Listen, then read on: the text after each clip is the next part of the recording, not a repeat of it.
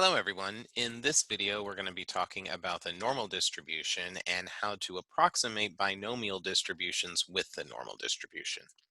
So first off, let's define what the normal distribution is.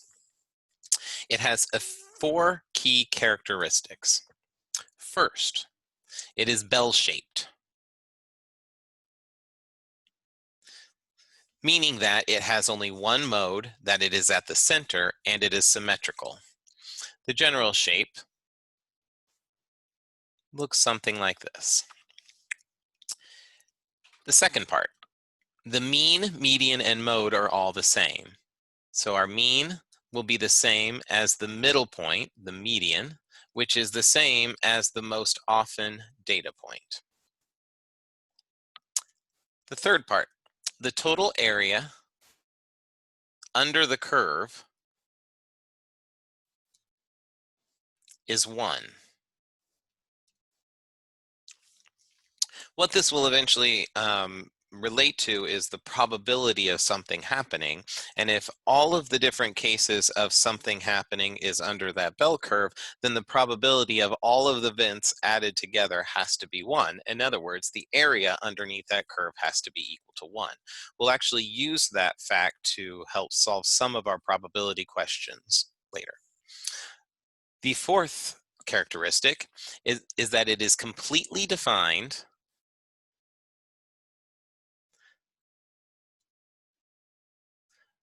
by its mean and standard deviation. So a normal distribution really only needs two numbers associated with it, the mean and the standard deviation. And we can define all the rest of what we need from that. Let's take a look at our Indiana ACT scores from the other day. And I'm going to create a histogram again of the average composite scores. So I'll select that column, select Insert from the menu at the top, and select our histogram option from our charts. And if I look at this, I can change the chart title to Average Composite Score.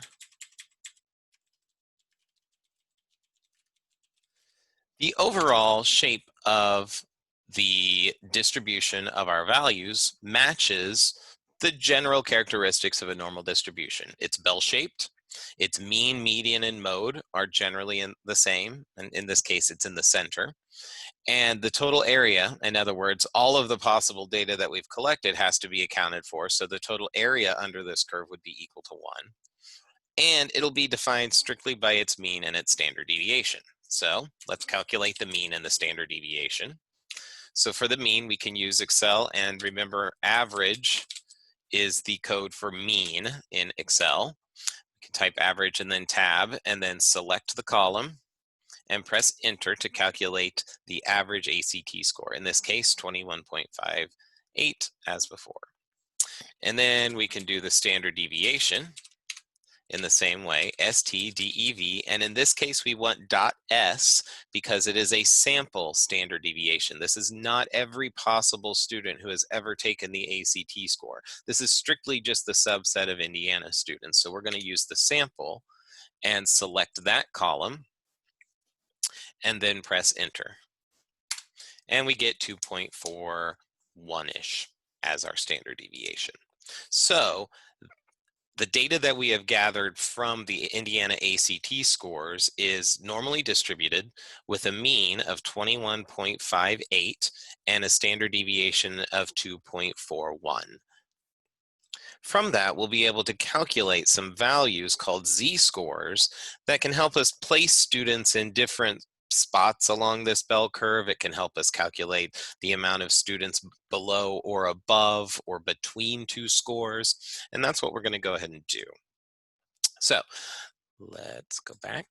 Let's define what a z-score is. So before, we used to talk in our empirical rule of -1 standard deviations and +1 standard deviations give us 68%, and -2 to +2 give us the 95, and so on. Well, that's nice if we have our value our standard deviations away from the mean as a whole number of 1, 2, or 3.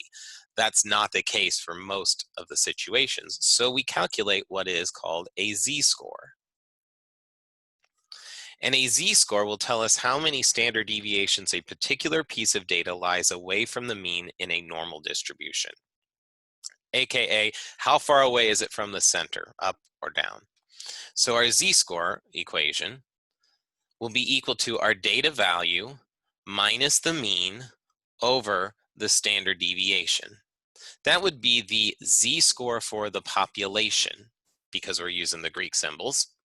A z-score for our sample will look very similar. It'll still be our data minus our sample mean, so x bar, over our sample standard deviation.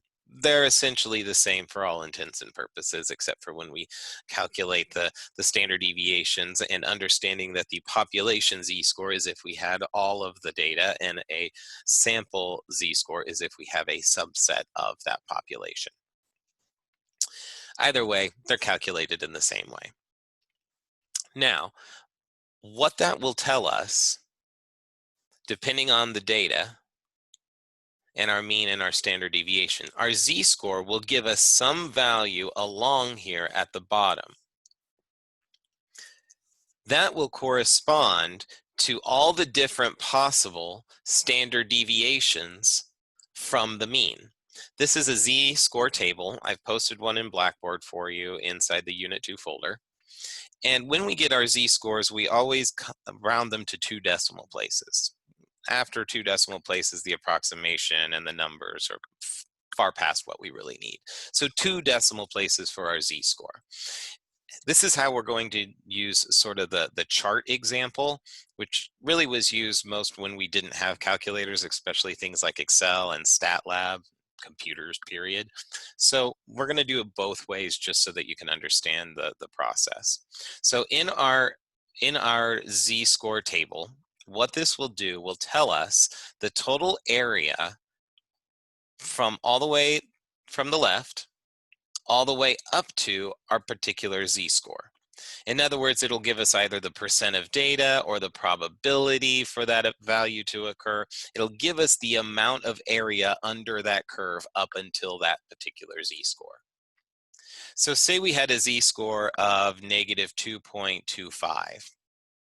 So how we'll use this is we'll first go to the negative 2.2 row and then find the 0.05 column and see where they intersect. So if I had a z-score of negative 2.25, I would have a probability of 0.0122 for that to happen.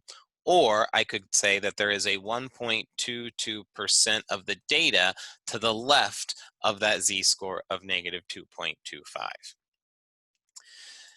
The scores increase from negative to positive. The first page gives us the first half of the data all the way up into 0, which would be 50% because it is symmetrical. It cuts it in half. So if we are right on the mean, if our z-score is 0, then half of the data is below and half of the data is above. So a z-score of 0 will give us 0.5 exactly. On the second page, this is where we have positive z-scores, and it continues on. So again, at 0, we should have 50%. And as we continue, we'll have more and more of the data underneath the curve from all the way from the left up until that z-score. And so this is what this chart sort of looks like. We're going to actually use this chart to answer some of our questions as well as Excel. Okay. So let's go back to our data. And we agree that it is a normal distribution, and we're going to need to have our means and our standard deviations in order to calculate any of these z-scores. So I've gone ahead and copied some of that over.